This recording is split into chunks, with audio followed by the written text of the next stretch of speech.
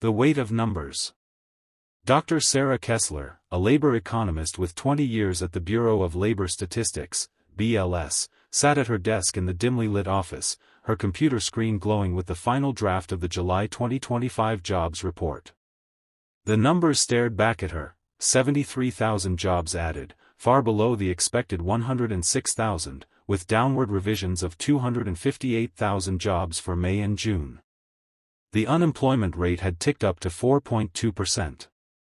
These figures, meticulously calculated by her team of career statisticians, told a story of an economy slowing under the weight of new tariffs and immigration policies. Sarah's fingers hovered over her keyboard, her stomach twisting. She knew what was coming. Her boss, BLS Commissioner Dr. Elena McKay, had warned the team during their morning briefing. "The White House is watching," Erica had said, her voice steady but her eyes betraying a flicker of unease. "They'll want someone to blame if the numbers don't sing their tune." Erica, a Biden appointee confirmed by an 86-8 Senate vote in January 2024, had a reputation for integrity. She'd spent decades in federal service, from the Census Bureau to the Treasury, always prioritizing data over politics. But in Washington, truth was often a liability. Sarah glanced at the framed photo on her desk, her daughter, Mia, grinning at her 8th grade graduation. The memory grounded her. She'd joined the BLS to make sense of the world through numbers, to provide clarity in a chaotic economy. But today, clarity felt like a fuse waiting to ignite. At 8:30 a.m., the report went live. By 9:15, Sarah's phone buzzed with notifications. News outlets were already dissecting the numbers. "Economy stalls under Trump's policies," blared one headline. "Jobs report shocks markets," screamed another. The Dow was down 500 points, and social media was ablaze with speculation. Sarah scrolled through posts on X, her heart sinking as she read one from a user named @xray_media. Trump fires BLS chief Elena McKay today after July's jobs report exposed 258,000 vanished positions, because reality is treason when you're peddling MAGA math. She closed her browser, her hands trembling. The accusation of manipulation wasn't new. Trump had a history of calling jobs numbers phony when they didn't suit him, dating back to his 2016 campaign. But this felt different. The air in the BLS office was thick with tension, as if the walls themselves knew what was coming. At 10:47 a.m., Erica called an emergency meeting. The conference room was packed with analysts, their faces a mix of exhaustion and dread. Erica stood at the head of the table, her posture rigid. "The president has ordered my termination," she said, her voice calm but clipped. Gasps rippled through the room. "He claims, without evidence, that I manipulated the jobs numbers to undermine his administration." Sarah's colleague, Jamal, a senior statistician, leaned forward. "This is absurd. The data collection is decentralized. No single person could rig the numbers without a conspiracy involving hundreds of us." He gestured to the room. "We're career staff, not political hacks." Erica nodded. "I know. But the president doesn't care about process. He cares about perception. And right now, perception is that we're the enemy." She paused, her eyes scanning the room. "I need you all to keep doing your jobs. The public deserves the truth, no matter who's in charge." As the meeting ended, Sarah lingered, catching Erica's arm. "What are you going to do?" she asked. Erica's smile was faint, almost ghostly. "I'll fight this quietly. But you, Sarah, watch your back. They'll come for someone else next." The whistleblower. Sarah couldn't sleep that night. The news cycle was relentless, with pundits debating Erica's firing on every channel. Former BLS Commissioner William Beach, a Trump appointee from his first term, called the dismissal "totally groundless" on X, warning it set a dangerous precedent. Sarah felt a pang of guilt.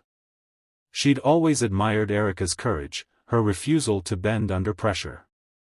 Now, Erica was gone, and Deputy Commissioner William Wietrowski was interim head, a stopgap until Trump appointed a loyalist. The next morning, Sarah arrived at the BLS to find her inbox flooded with emails from colleagues, some offering support, others warning her to stay quiet.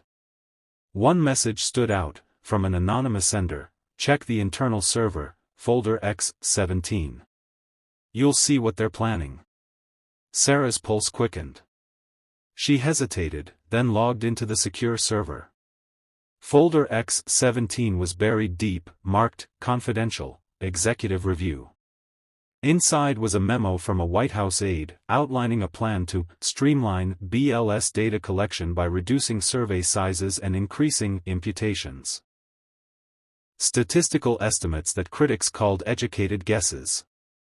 The memo also suggested appointing a new commissioner, aligned with the president's vision. Sarah's breath caught. This wasn't just about firing Erica.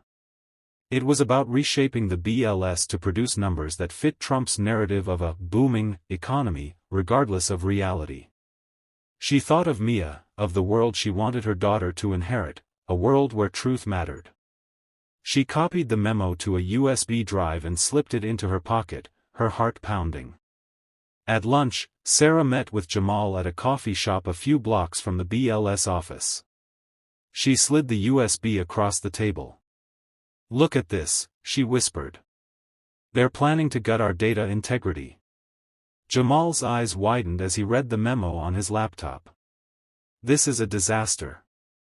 If they reduce survey sizes and lean on imputations, the jobs reports will lose credibility. Businesses, investors, the Fed, they all rely on our data." He looked up, his expression grim. "You know what this means, Sarah. If you go public, you're risking everything." "I know," she said, her voice barely audible. "But if we don't, who will?" The pressure.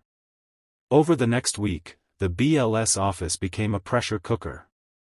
Acting Commissioner Wietrowski, a career civil servant, tried to maintain normalcy, but rumors swirled that Trump was vetting candidates with little statistical experience but plenty of loyalty. Sarah noticed subtle changes. Analysts were asked to prioritize positive data points in internal reports, and one colleague was reassigned after questioning the new directives. Sarah's decision to leak the memo weighed heavily. She contacted a reporter at the Washington Post, someone she'd met at a conference years ago. Under the condition of anonymity, she shared the memo, detailing how the administration planned to manipulate economic data.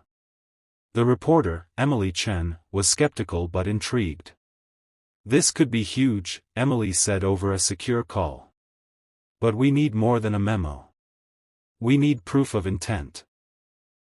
Sarah spent nights combing through BLS archives, cross-referencing emails and meeting notes. She found a pattern. After every negative jobs report since Trump's inauguration, White House aides had pressured Erica to adjust the narrative, requests she'd rebuffed. One email from a senior aide read, "The president expects numbers that reflect his economic success. Make it happen." Sarah forwarded it to Emily, her hands shaking. On August 10, 2025, the Washington Post published the story, "Trump administration pushes to manipulate BLS data, documents reveal." The article detailed the memo and quoted anonymous BLS sources warning of a data integrity crisis. The fallout was immediate. Markets dipped further, and X exploded with reactions. A post from @Larry Borstein read, "After Trump fired Erica McIntyre for job reports he didn't like, no one should trust BLS numbers during his term." Sarah watched the coverage from her living room, Mia asleep on the couch beside her. She felt a mix of relief and terror. She'd done the right thing, but at what cost? The next morning, she was called into Wietrowski's office. His face was ashen. "They know it was you," he said quietly. "The White House is launching an investigation." The backlash. The investigation was swift and brutal. Sarah was suspended pending a review of her conduct. Her colleagues, once supportive, grew distant, fearing retaliation. Jamal warned her to lawyer up, but Sarah couldn't afford it. She reached out to Erica, who was now consulting for a nonprofit in Virginia.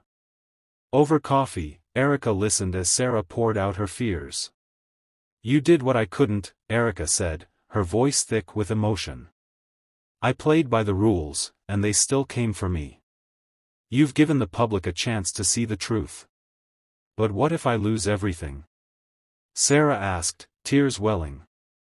"My job, my pension, my daughter's future?"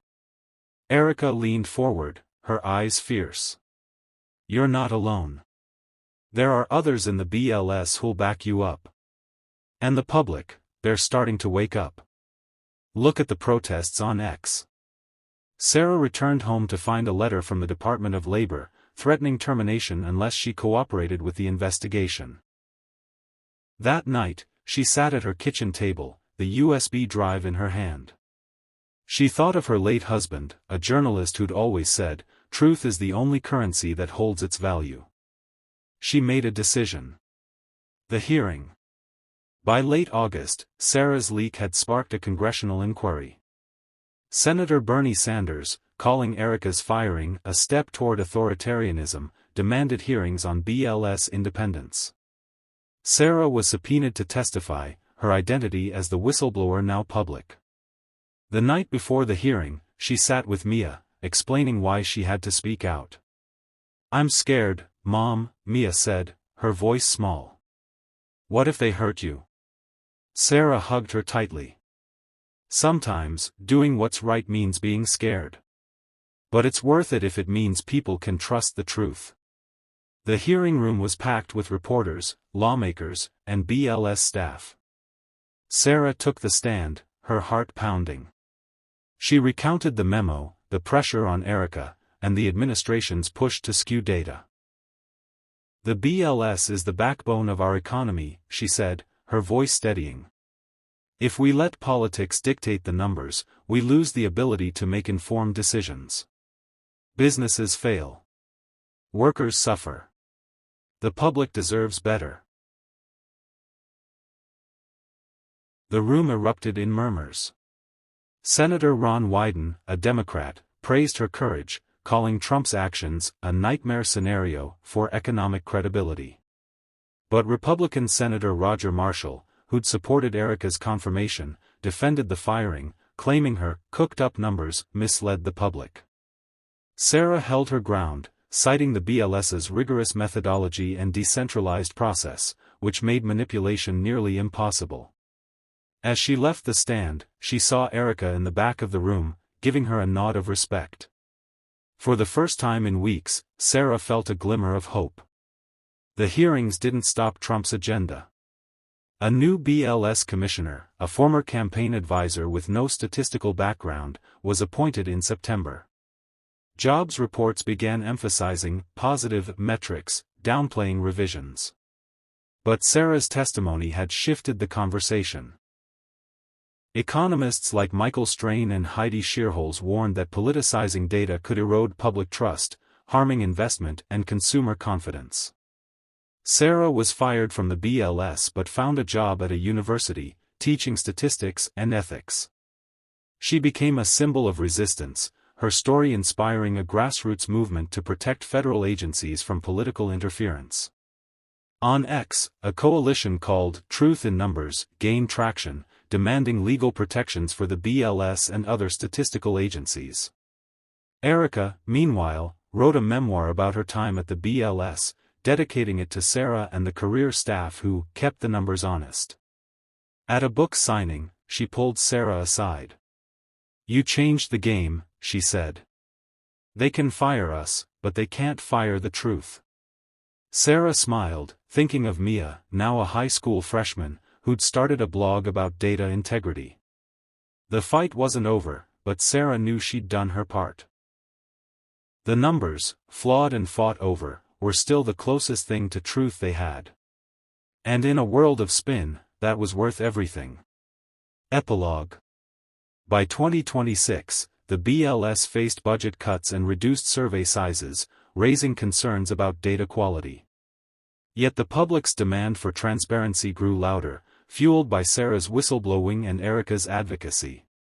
The economy, battered by tariffs and uncertainty, showed signs of strain, but grassroots efforts ensured the truth wasn't buried.